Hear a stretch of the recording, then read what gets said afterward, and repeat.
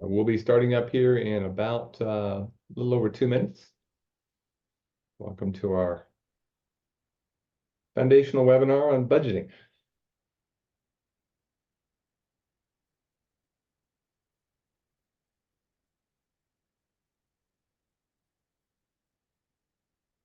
How's the weather up your way, Tim? It's actually pretty nice right now. We had a lot of snow last week, but it's all gone. It's been raining. It's all melted. The snowmobilers aren't happy. Oh well. No. Yep.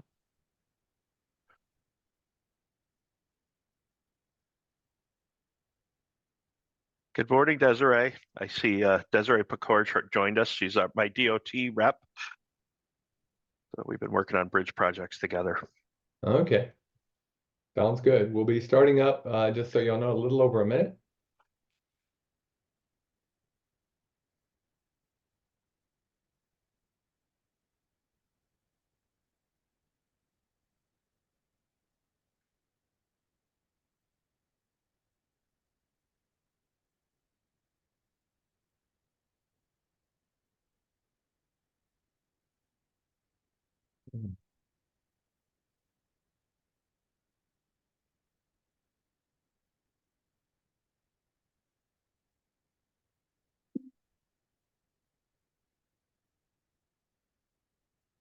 Go another 30 seconds or so just to see who's, people coming in late, and we'll get started.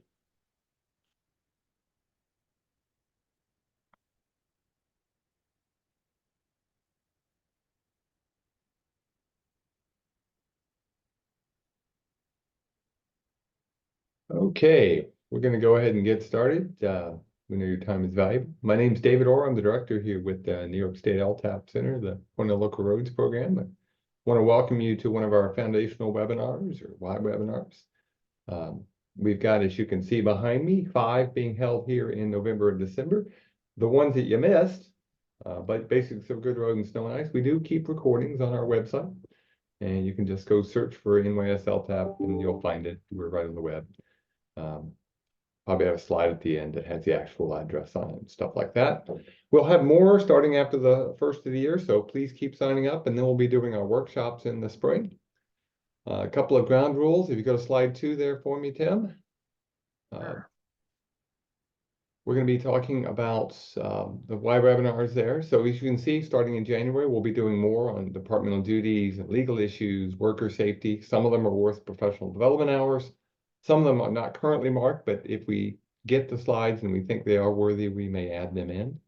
And then just for some ground rules for you as we get started, on the bottom of your screen is audio settings. You can bring that up. We do ask you to open up the chat pod. That's if we have a handout for any of these, we throw that in there so you can find your way. We may ask you to raise your hands now and then. But the real good way to interact is open up the Q&A pod and put in a question. And we'll look for those questions and we'll try to answer them. You want to answer them as we go along, Tim? Yes. Yep. We'll answer them as we go along. Okay. We're going to go ahead and get started with a couple of polls. First, this will pop up on screen. Who do you work for? Town, county, city or village, state or federal, tribal, private? Let's see if we get any honest folks who work for the weekend. And we'll give folks a chance here. Okay, share the results, sir. And so again, we have about half of you from cities or villages. Okay. And then some town folks, county folks, and a couple of state and feds, and one person who's working for the weekend. Okay, let's see the next question. This is not a poll. This is just why do we care about the budgets? One of the things that I hear a lot when I'm talking to highway superintendents is we want to fix the roads. We're not worried about our budget. We just want to take the money that's given to us and go out and fix roads. So the question is why? Why do we care about all of this, right? Why should we care about the budget? The board tells us what the budget is, so why worry about it? We're just given a certain amount of money and we have to figure it out. And they also can't control what goes wrong. So they create a budget, there's a flood or there's some other event that happens. And so they kind of feel like they don't control how much they get or how they spend it. And that's that's so what happens is we resign ourselves from being part of the budget process. And in doing that, we lose complete control over the whole process. So it's really important. Why can't I buy whatever I need if it's in the budget? That's a question I hear all the time, and we'll talk about that a little bit more. But it's really important that you get involved in that budgeting process to make sure that it works for you. Okay, so we have the second poll, and while the poll is coming up, one thing I was going to do and hadn't done yet, and that is introduce our speaker. Our speaker is Tim Hunt. He is with Lewis County. Prior to that, he was with Casanova. How long were you with Casanova? As a highway superintendent, I was there 14 years, 12 14 years. years. And before that, you were on the board, right? I was on the town board and a town supervisor. So I've been involved actually in town or county government literally my entire adult career. Right, and you worked for a short time in Georgetown, so quite a bit of background. Just want to make sure people knew that. He's up in Lewis County where they get 3 feet of snow and then rain and it's all gone. So yep. If you don't like the weather, wait about 15 seconds and it will change. Okay, let's share the results and see what we got there. About half engineers, half administrators, and excuse me, a quarter administrators and a quarter highway superintendents. Okay, cool. Okay, great. Okay. All right. So let's jump right into it. First of all, what is a budget? And I added this slide today because of a number of questions that I recently received from highway superintendents about what they thought the budget was and what it did. It is a spending plan for the year. Obviously, we know that. But mostly it's a tool to determine the amount of money to be raised by taxes. That is all it is the town has to go out and create a tax levy and raise that kind of money, and they need to have a spending plan in order to do so. What it is not is authorization to spend money. And this is one of the things that I think confuses a lot of highway superintendents, is that they think that once the budget is passed, that gives them the authorization to spend money. That is not the case at all. It is not an authorization to spend money. Only the town board can authorize you to spend money. So the town board can delegate some authority to the highway superintendent, but only the town board authorizes purchases. They have the legal responsibility as fiscal managers for the community, and they control all expenditures. They can delegate it in 2 different ways to the town highway superintendents. One of them is through a procurement policy, and most of us are familiar with that, and it might have in there, and a procurement policy is dependent on each community. But it may say in there, for example, that you can spend any purchase below $500, you're authorized to do that without prior board approval. It may say anything from 500 to 1,000, you need written quotes and 1 board member's approval. It could be, I've seen them a lot of different ways. Also, they can delegate authorization to purchase through the 284 agreement. So those are the only 2 ways that this highway superintendent has authorization to actually spend money. And a highway superintendent wants to be very careful about spending money if they're not authorized to do so, because they can be held personally responsible for any of those purchases if it has not been pre-approved by the fiscal board. So the primary highway official is different in different areas. In the town, the primary highway official is the highway superintendent. In the county, it is the commissioner of public works or the DPW director. It can be a highway superintendent. Some counties, mine still has a highway superintendent. In the villages, it's often the DPW director, but that is can be different based on the charter of the village, and the same with cities. You have to look at their charters to see who is the person that's primarily responsible for the budget and the legal obligations that go with it. So why do we budget? Let's rank which is the most important. The law says we have to levy taxes, or to communicate with the board. Which ones do you guys think is most important?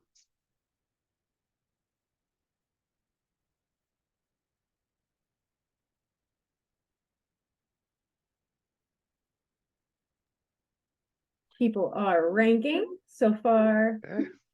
In the lead says the law says we have to. Says we have to. Oh, that's perfect. I'll give them a few more seconds, try and get up to 75%. Okay.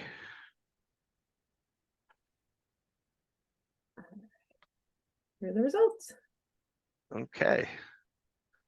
Yeah, the law says we have to. Wins, huh? No, it's a tie with levy taxes and tied with communicate with the board, right? I personally think that the most important reason is to communicate with your board. Yes, we have to, and yes, we have to levy taxes. Those are two things that are musts, but the most important is the communication. If we can communicate effectively with our boards what our needs are and what the financial needs are as we go along, we're much more successful in doing our job. So the first two are have tos. The third one is important but we don't have to do it. And you can tell the communities that do a good job communicating with each other, and you can tell the communities that don't. So let's talk about where we can find different laws related to budgeting. They can be found in general municipal law. They can be found in town law, highway law, village law, county law, city law, finance law, and local laws. So they're the laws that we talk about when we start to talk about budgeting are spread all over the place, but they come together to kind of create a process that we're all required to follow legally. So the chief budget officer, I call him the chief budget communicator or road advocate, is the highway superintendent. That's our job, is to advocate what our needs are, communicate with your board, your goals, your targets. And I recommend before you even start the budgeting process, and we all should be just about done with the budgeting process right now, but you want to communicate with your board. But before you even start putting pencil to paper and saying, these are what my needs are, is find out what their needs are. What is your board's goals for this year? Is it a 2% tax increase? Is it status quo? Just hold the line. We don't want to see any increases. Is it a 4% across the board? Is it budget cuts? It can be all sorts of things. This year, our board actually cut taxes here 16%. They cut property taxes. However, when I met with them and I knew that that was their goal, they didn't ask us to cut our budgets. We had some things happening from a revenue side that allowed them to do that without us having to actually cut our budgets. So we were allowed to actually come in and ask for those things that we needed, and we knew that they wouldn't be rejected. But in some years when it's very, very difficult years, we've been told we need to find savings and you need to come back with some sort of decrease. It's best to know that before you even start the budgeting process. If the legislators are looking to reduce spending by 4% and you're increasing spending by 20%, it's just going to create frustration for everybody involved. So it's better to understand what their desires and needs are as you're doing it. A well laid out budget is an effective communication tool because each number represents a plan. It represents what you're hoping to accomplish. Communication is a two-way street. Seek to understand and then be understood. As Richard Covey used to say in 7 Habits of Highly Effective People, it's best to understand and then to be understood. So don't come in and just say, this is what we have to have. Come in and try to understand what the goals of the people that you're working with.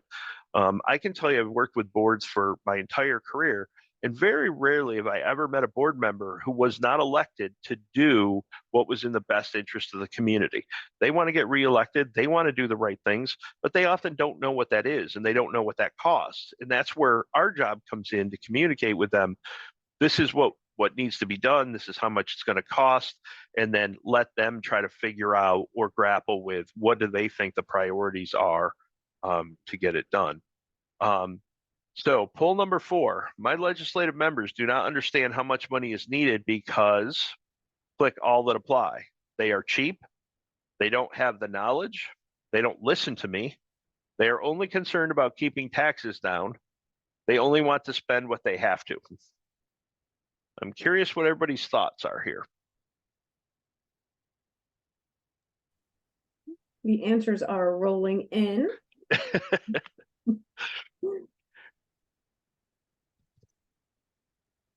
wait for a few more people to answer. All right.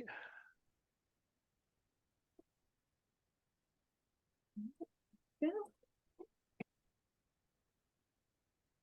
Okay. They are cheap, 7%.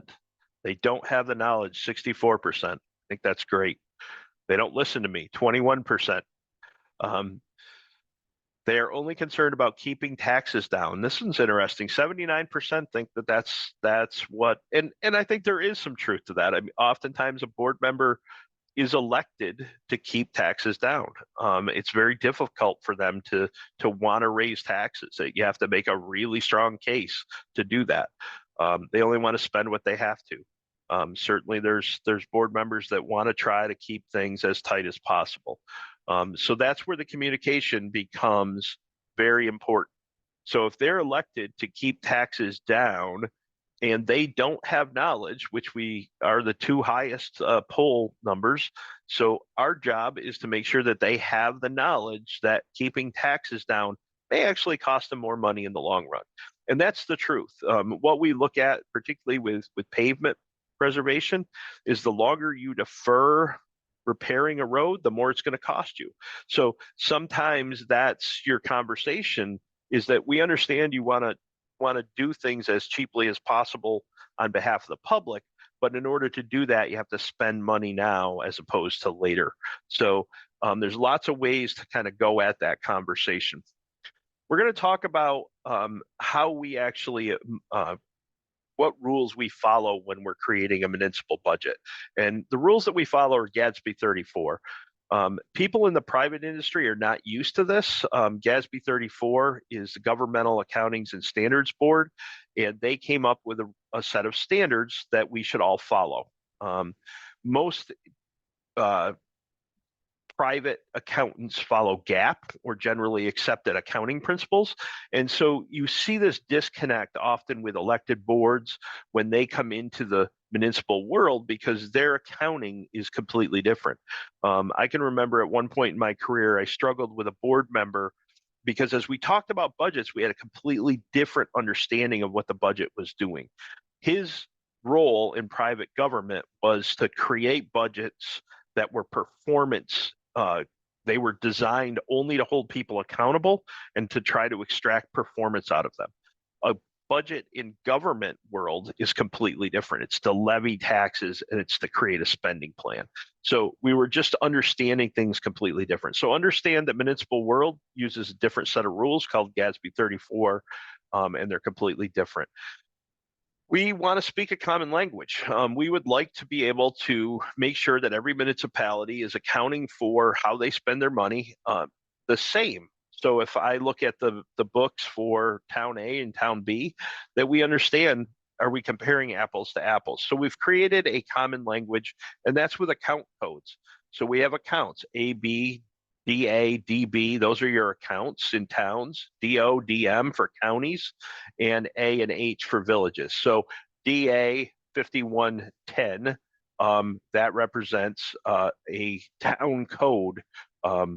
So we all kind of work off of the same account codes, and then we also work off of ledger codes. So account code would be A, DA, DB. A ledger code would be 5110, which means that expense is administrative. 5020 is engineering, 5132 is buildings. So if I'm looking at an expense, DA 5110, that's general repairs. A 5010 is administration. DA 5130 is equipment. That applies to every municipality across New York State. So when you go on to something like Open Book New York, you can actually compare one town to another's spending, and we know, or we're fairly confident, if they're accounting for things correctly, that we can compare ourselves and do some benchmarking.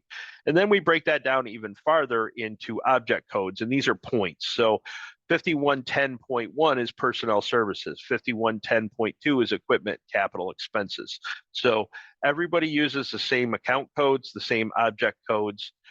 And then at the end of the year, they take what has actually been spent and they send that into the state. It's called the AUD, the annual update document. And this must be submitted to the comptroller's office with by all municipalities within 60 to 120 days after your fiscal year ends.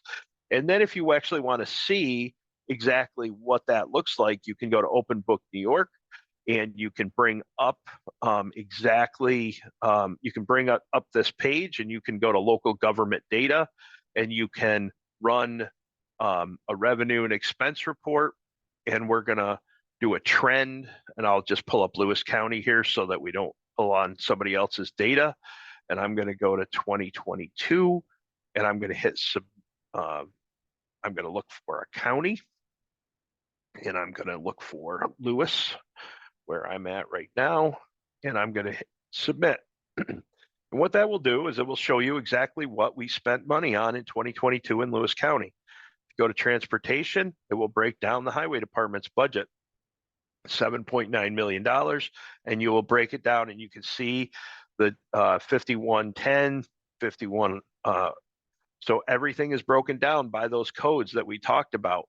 Now I can run a comparison from county to county, and I can see how our spending compares to other counties. So it's really powerful when you start to use it that way.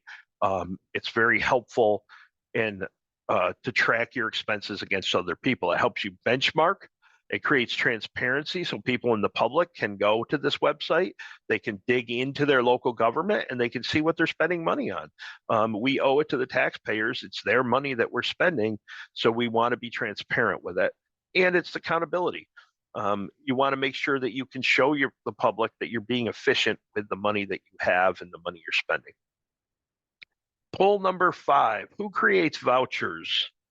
Hopefully everybody's familiar with the voucher process, but whenever you create an expense, you have to create a voucher, and the voucher is how that gets tagged and what account it gets tagged to.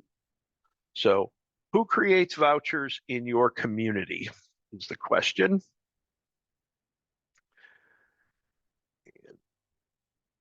Give folks a quick second to answer and see what the general response is here. This is a new poll for me. I haven't used this format yet, so we'll see how it turns out. Yeah, I think everybody's supposed to just type in a simple one word. Is it the highway superintendent? Is it the bookkeeper? Is it the town board? Who actually does your vouchers? Well, we're going to skip that. It doesn't look like anybody's responding. We have a few. Hold on, let me. Oh, okay. Sure. Great. So we have an accountant, board, finance staff, clerk, purchaser, and purchasing department. Wow. So we got 5 different answers there. Mm-hmm. And that's really why I wanted to have that conversation, because a lot of tension comes in when we're creating our budget or when we're managing our budget. If I think that this expense should come out of a 5110 account and your bookkeeper or your town board says, no, we think it should come out of a different account, how do you manage that process, right? And really, you've got to make sure, and the only people who have the final say on what account those expenses come out are the town board. The town board, once they adopt or they agree to pay the bills, those are the account codes that the money is going to be tagged to. So just make sure you're keeping track of that. Oftentimes, I know highway superintendents will create a voucher. They'll put it on a particular account. The bookkeeper may change it. It goes to the board. The board approves it. They think the money came out of this account. It came out of a different account. And next thing you know, they're over budget in one account and they're under budget in another. So just make sure you're watching that and you're being careful about knowing where the money is coming out of your account. Yeah, Tim, I was going to say, I would say around the state, probably it's the highway official who, whether it's the superintendent or a commissioner, who does most of the vouchers. Surprised that answer didn't show up. Yeah, and that one wasn't on there. They are the ones that are supposed to do the vouchers, but it's all over the place. And then once the money comes out of a different account, let's say you're over budget in one account and you're under budget in another account, can you just transfer that money? And the answer is no. You have to refer to your budget transfer policy, and every municipality should have one, and it should explain exactly how you transfer money from one budget line to another. Some of the guidance comes from state statutes, some may be established by local law or policy. There may be specific dollar amount thresholds required. For example, any transfers over $5,000 require approval from your governing board. Oftentimes, they'll let you transfer a few $100s here or there. Transferring from one account number to another requires approval from your board. In other words, they'll let you transfer as long as you're within the same account. If it's at a different point, but if you go from one account to another account, they're going to require approval, or you will have to learn what requires committee approval and what requires full board approval. You should avoid doing budget transfers early in the fiscal year, because that really shows that you didn't think your budget through very appropriately. We all understand by the end of the year, things happen and budgets get out of whack. But January, February, they shouldn't be out of whack. You should have already thought about, okay, this is how much I need for salt. This is how much I need for different types of activities that you're going to be doing. Types of budgets, the annual budget, that's our legal implications. That's the one that we levy the taxes with. There's also your operating budget or your daily roadmap. Those often can be separate. You can create your annual budget, which is your spending plan. Your operating budget or your daily roadmap can be a different budget, and then you can have your capital budget. This is your long-term spending plan. And a lot of people get confused between capital budgets and operating budgets. So if I buy a plow truck for $300,000, that's not an operating expense, that's a capital expense. So the capital expense is going to get paid off, say, over a 10-year period. 1/10 of 300,000 is going to come into my operating budget. So I need to budget for $30,000 of that $300,000 purchase if it's over a 10-year period every year. That's part of my operating budget. So the two impact each other dramatically. And when we're not focusing on our capital budget, what we see is our operating budgets start to go up. So without planning for proper capital expenditures, and we start reacting. So let's use the plow truck scenario. If I'm not planning on proper purchases of plow trucks and I let the fleet get very old, then suddenly my repair costs go up and my labor costs to repair those trucks go up. So we see our operating budget go up, where with some proper capital planning, you can start to lower your operating budgets. So they do interact with each other very tightly, and it's important that you kind of keep track of both. Project budgets as well. Oftentimes you may have a project that goes over multiple years. Bridge is a perfect example of that. That's a project budget. So I might have a budget for a bridge that I'm doing, but then a portion of that is going to be impacting my operating budget, but not all of it. Not all in one year, and there may be other revenue sources outside of your budget. For example, there might be, state or federal money coming into that bridge as well. So you've got to look at how that project budget is impacting your operating budget, and you need to understand those. So the fiscal budget calendar for towns and counties, January 1st to December 31st. Villages are June 1st to May 31st, and cities January 1st to December 31st. So you want to understand what entity and what fiscal calendar you're working off of. Focus on the fiscal calendar, plan and budget all year long.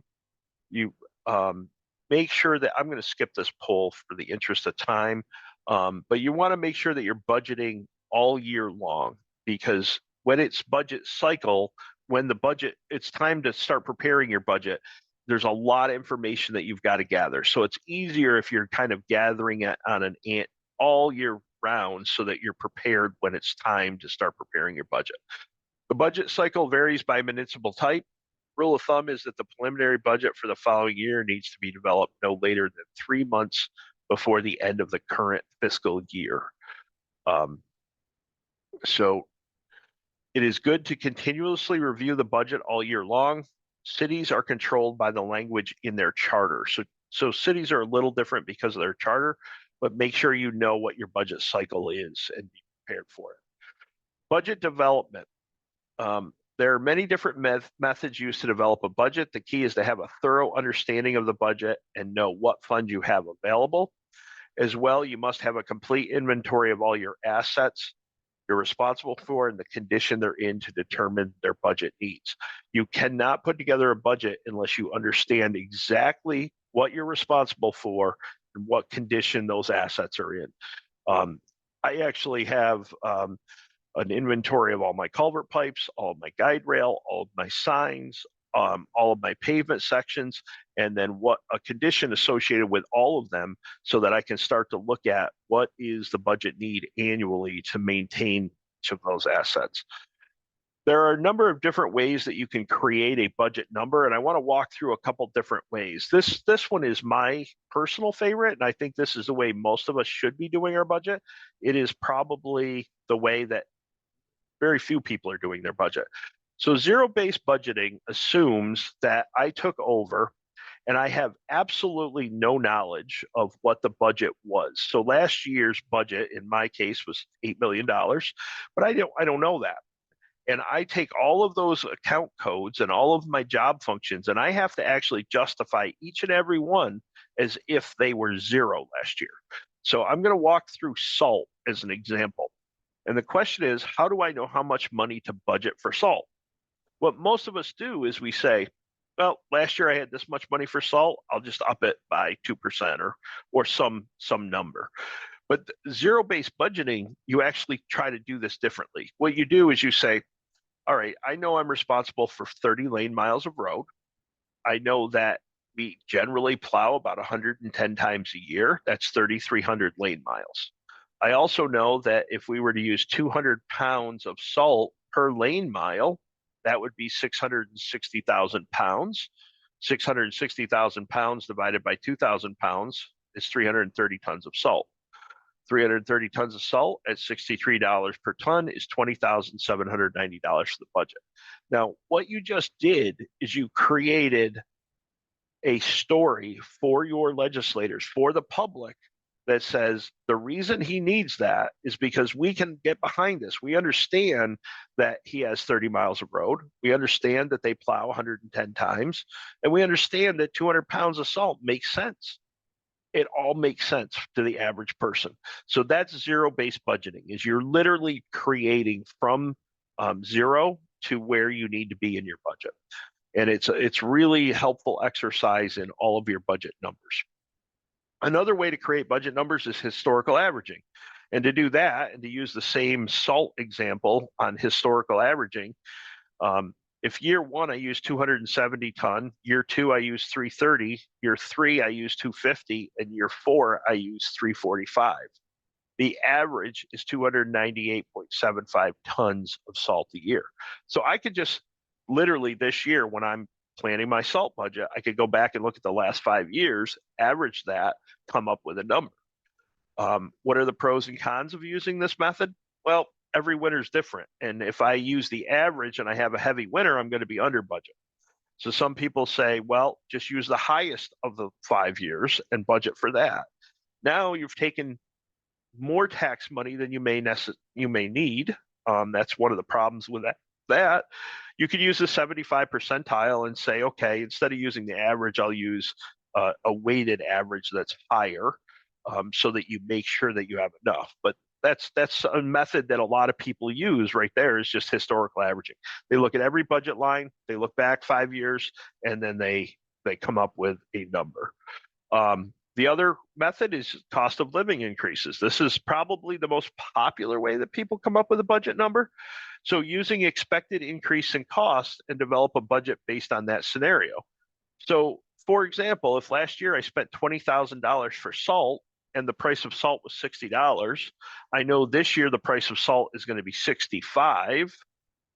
I know that you need to get 330 tons of salt. So to get the same amount that you needed last year for $20,000, this year I need $21,666. That's just looking at the cost of living adjustments. So whatever we know our numbers going up, we just add it to our budget. That's one way of doing it, is just adjusting for inflation. However, it does not justify your actual need. What if your storms are different? Or you're going to start cutting back on salt because you're concerned about the environment. You need to have a little bit more information, in my opinion, but that's another way of doing it. Now we're going to get to spending your budget. So you've articulated, helped create your budget. You start working with your legislators. Your legislators have taken your numbers and passed a budget. Appropriations are a municipality's act of setting aside monies for specific purposes or for the necessities of its business operations. Appropriations are reduced as you expend money in the given accounts.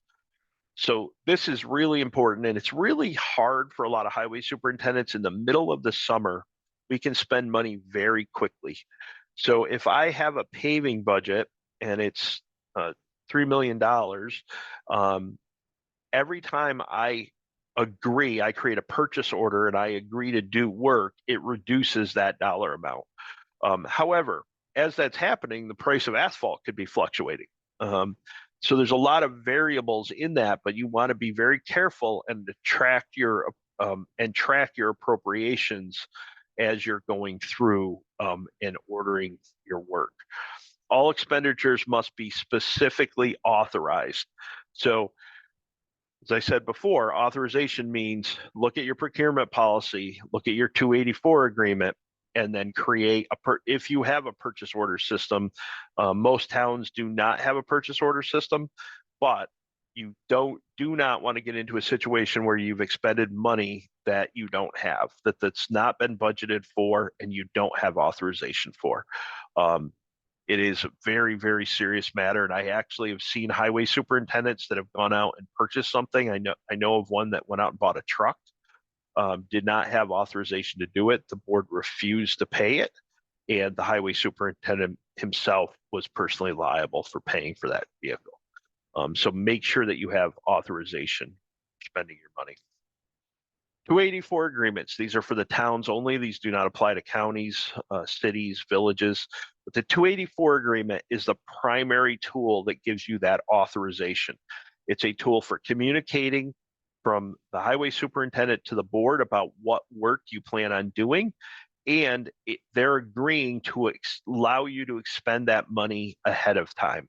So the agreement for the expenditures of highway money pursuant to the provisions of Section 284 of Highway Law, the town board and the highway superintendent must approve a 284 agreement, and this is your spending authorization to go ahead and order stone, order culvert pipes, order pavement, those types of things. If you did not have a 284 agreement in place and you had to go to your board every time you wanted to spend money in the summer, I want to go buy 10 loads of gravel, I've got to wait for the next board meeting. I've got to justify that, get approval, and I can't wait 30 days. It would take too long for me to continue and try to get anything done. So the 284 agreement should be done in the, between now and spring. Before you start ordering supplies and start spending money on your road work in the summer, you need to start working on your 284 agreement, which is that pre-authorization to spend money from the town board. Procurement policy. There is an overreaching one that must be followed. That is in state law. Goods and equipment, $20,000. Public work contracts are $350,000. Construction works projects are $350,000. So you must do these things. You must go to bid if you buy anything of more than $20,000. If it's a public works contract greater than $35,000, you must go to bid. That is in state law. Your town can lower those thresholds. Their procurement policy can be tighter than that, and it can say that you can't buy any goods or equipment more than $10,000 without going to bid. So they have the ability to do that and change this or make it more restrictive. Local policy equals a statement of trust.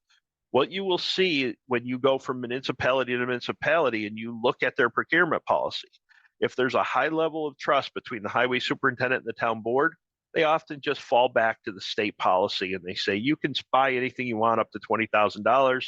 We'd like you to get 3 quotes but if it's over 20,000, you have to go to bid. If there is very little trust, and I actually have seen and been involved in ones where literally the highway superintendent could not purchase anything over $50 without prior board approval. So I like to look at this procurement policy as a statement of trust and how well you're getting along with your board. It is another communication tool. How often do we want that highway superintendent coming in front of the board to get those approvals? If there's very little trust, they want you in front of them all the time, explaining everything you're buying. If they start to trust you more and more, they start to give you a little bit more leeway on your procurement policy. Planning and asset management. It does not need to be complex. You want to list out what you were responsible for, the condition, the costs, and any information that will help you to manage your budget. So you got to remember that your operating budget year to year is not going to fix all of your problems. Your road network, your assets that you're managing are often very, very long-term things. So I might have a road that's a 20-year road. I'm not going to fix it in 1 year. If I look at my entire network, my operating budget is really only going to be handling a very small amount of that. So we need to know what that is and how that looks. So I want to talk to you a little bit about that asset management process. So maintenance, extend the life and for customer service, right? We get into maintenance every day. That's, cutting shoulders, digging ditches, trimming trees, things like that. Trimming trees, sometimes we do it for customer service. Sometimes we do it to extend the pavement life. We're trying to get more sunlight in there. A lot of our maintenance activities are designed to extend the life of the asset. Those come out of our operating budget. We repair things, right? So if something breaks, we want to keep it in good condition. An example of that would be somebody hits a bridge and smashes the guide rail. We want to go out and immediately repair those to keep that asset in good condition. That's not a maintenance activity, that's a repair activity. And then there's a replacement. There's the planned depreciation of that asset. So if I have a bridge, that bridge is 75-year lifespan. I know that in 75 years, I should be planning to replace it. But in the meantime, there's a certain amount of maintenance that I need to do to that bridge, and there's a certain amount of repairs that I'm going to need to do to that bridge before I replace it. We need to budget for all three of those things. We want to budget for the maintenance, we want to budget for the repairs, and we want to budget for the replacement. Ultimately, we want to start setting aside money so that in 75 years, we're prepared to replace that. There's all sorts of ways that you can go about doing that, and I want to show you a couple, from the more complex to the simple. So I'm going to give you my bridges, for example. I'll show you my bridge spreadsheet. I've taken all of the bridges that I have here in Lewis County, just a real simple way to do it, and I have them all in a spreadsheet. This is actually right out of the state inventory. I have the town and county because even though I'm not responsible for the county, I like to keep track of them. I have 80 bridges. I have a condition report here, and I have highlighted ones that are in different areas of either design, construction. So I'm starting to try to look at, out of those 80 bridges, which ones are going to need to be replaced and what years are they going to need to be replaced in. So you're trying to manage the overall look of your assets. So I have that for my roads, my bridges, and I keep track of any work, any maintenance, any repairs on all of them. I also have an ArcGIS program, which I have mapped all of those assets so that I know exactly what I have and where everything stands in all of that. This is my ArcGIS map of Lewis County, and I can look at all of my guide rail sections. I can look at all of my road signs, all of my culvert pipe. So here's the road signs. And what I can tell you when I look at the signs is that if I click on it and I look at the table, I export this table often. I have 2,982 road signs in Lewis County. And then I can go and I can sort them by condition. And I actually do this on an annual basis to create my sign budget. So if I have 3,000 signs, a sign costs roughly $3,000 or $300 per sign, and a sign lasts 10 years. That means roughly I need to have about $90,000 a year to keep up that inventory of signs. So I try to do that with all of the different things that I may have. Here's all of the box culverts in Lewis County. Here are all of our culvert pipes. There's about 3,000 culvert pipes throughout the county and what condition they're in, so that I can start to go, all right, next year I'm going to have 350 culvert pipes fail. I need to be prepared for that, and I need to understand that. And then when it comes to my pavement, I actually use a process. This is actually a artificial intelligence program. I take a camera, I drive our roads, it analyzes the roads, and it rates our road conditions. So I actually can look at my pavement condition, and I can export that into an Excel spreadsheet, and I can look at the PCI index score for every road and what might be the appropriate fix for that road. So you want to get an accurate inventory of your roads. You want to get a condition rating of each road, each segment, and then you can start to look forward and say, this is how I want to proceed with a budget. So I'm going to give you a few examples here, and this is something that I presented to our legislators. We have 250 miles of road. If we were to spend $300,000 per mile to pave them, we have $75 million worth of roads out there. If we have 3,159 signs at $300 a sign, we have 947 signs at a 10-year lifespan. Bridges, we have 89 of them at 1.5 million, and I'm just using an average kind of swag number. I know some bridges are going to be way more, some may be less, but roughly we have $133 million worth of bridges out there. We have box culverts, there's 36, they're about $600,000 a piece. We have $21 million worth of box culverts. Guide rail, we have, this one really kind of shocked me when we put this together. We have 85,967 feet of guide rail. And on the state bid right now, guide rail is $140 a foot, which means we have about $12 million worth of guide rail. And we budgeted zero for the repair, maintenance, or replacement of guide rail, zero. Yet we have $12 million of it out there on our system. Heavy equipment trucks, we have 35 pieces, about $6.6 million worth of equipment out there. And culverts, we have 1,128 of those. So we have about $250 million worth of assets sitting out on the road, all with different lifespans. So what are our cyclical needs? Roads, 250 miles at $300,000 a mile. If they last 20 years, that means I need about $3.7 million a year. And that is just about what our CHIPS money is. So it works out pretty well. CHIPS is taking care of that need. Bridges, 89 of them at $1.5 million. If they last 75 years, that means I need about $1.7 million a year. And that's working out pretty well.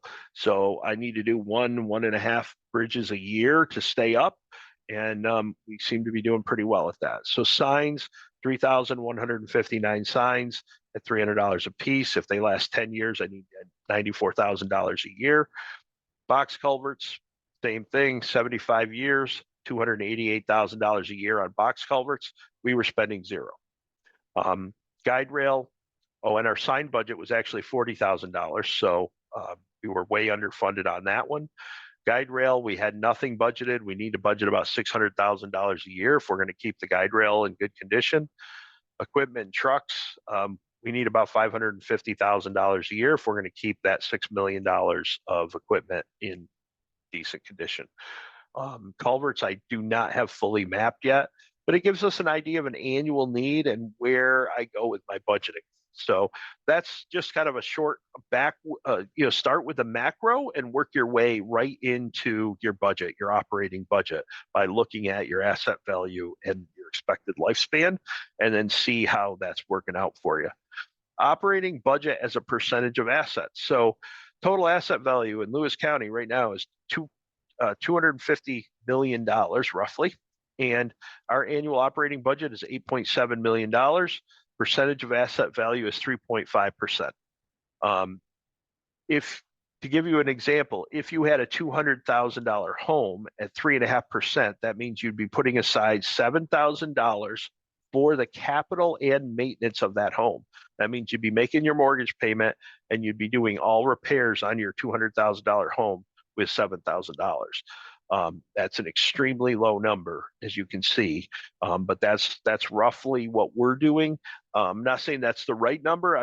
That's kind of how it worked out when I started to look at the math and went, okay, we're spending roughly 3.5% on operating and maintenance and repair. So a little report card. I actually try to create a report card and see how we're benchmarking ourselves against this. And I recommend everybody try to do some benchmarking. So if I'm going to keep up on my sealing and I want to do it every 6 years, I've got to do 41 miles of sealing a year. Last year I did 47 miles. Just a way that I can show the board that we're using the money and we're maintaining the goals. Our network's not falling backwards. We're trying to improve it. Striping, 83 miles. That means I'd stripe a road every 3 years. We did 79, so I did not meet the goal there. And shoulders, if we're going to cut the shoulders of the road up here, we use a lot of sand. The sides of the roads build up and hold water on the road very quickly. And if we're going to try to keep up with that, we've got to cut those shoulders every 6 years. We got to cut 41 miles. We're cutting 25 miles. So we're really falling behind, and the roads are starting to hold water, and that's shortening the life of the road from 20 years to say 15 years. And that's what we got to be concerned about. So we've got to do better in that area. So that's just a little of the benchmarking that we've done to try to, show what we're doing. Another way to benchmark is to kind of look at our cost per mile. And this is, Cornell has put together a lot of statistics here and looked at this. And this just gives you an idea. It's not saying one community is right, wrong, or indifferent. It's just kind of giving you an average.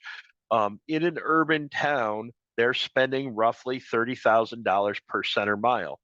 The range is $25,000 to $49,000 per centerline mile of road. In a suburban town, $24,000 is the centerline mile average. Ranges from 18 to 29. In a rural town, we're spending $15,000 per mile, 9 to 18,000 depending on the community. So you want to take a look at that and see how you stack up to that. When it comes to this range right here for a county, 35,000, anywhere from 21 to 51, I'm below the 35,000, but I'm a rural county, so I understand that.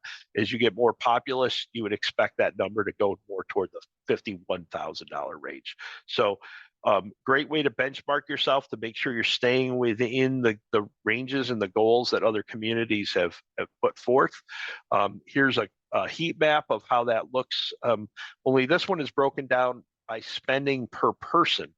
And what you'll see is the spending per person, this dark color, it's really high in really rural areas. When you have a very small tax base, you would expect your spending per person to go up. And there's really not much you can do about that. If you have a community with a very, very small tax base, you would expect that your cost per person is going to go up. Highway budgets cost per person, that ranges all over the place. For towns, it's generally $200 per person. It can be a range from $135 to $320. For counties, $116, $67 to $184. And then for villages, $133, $86 to $190 is the average spending per person in those communities. So another way to just benchmark yourself, this is a heat map of the percentage of money spent by their CHIPS money. So the communities that spend nothing but CHIPS money and those that add additional money on top of it. So just some different ways to look at how your community is doing and where you stand for your spending. When it comes to municipal budgeting, good communication is vital. Making sure you're showing your board what your needs are and how you're spending that money to meet those needs. It's very important to have good communication with your crew, your board, your fiscal staff, supervisor. Learn who you need to include or exclude in key conversations and when this should take place. I personally like to include as many people as possible about the budget.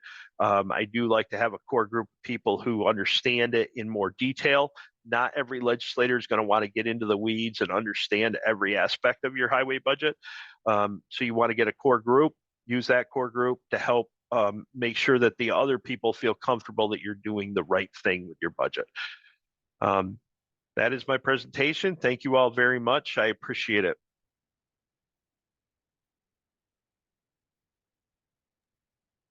Thank you so much for presenting today, Tim. We'll give our attendees a second or two, see if there's any questions.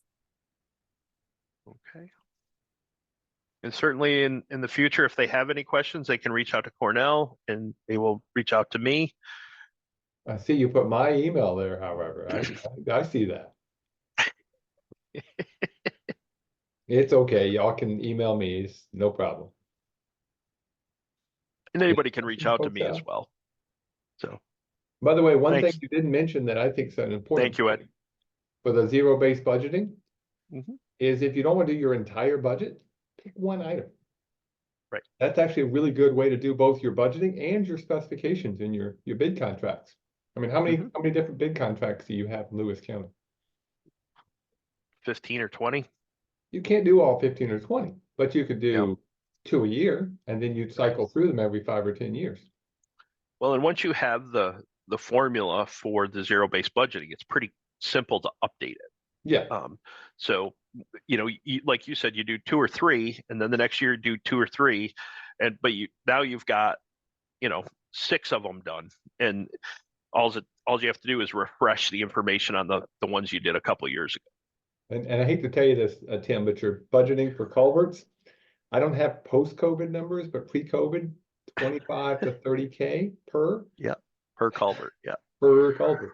And those are assuming pipes. It looked like you did your boxes outside. So again. Yeah, I did the boxes separately, but the pipes were, and I've got them pretty much mapped right now. I've had an intern out all summer mapping culvert pipes, and we have them as plastic, steel, concrete, you know, the whole, and then good, fair, poor condition. But that's a little overwhelming because it's scary, the number there of what you have to do to keep them up. Eat the elephant. And does that include the driveway pipes?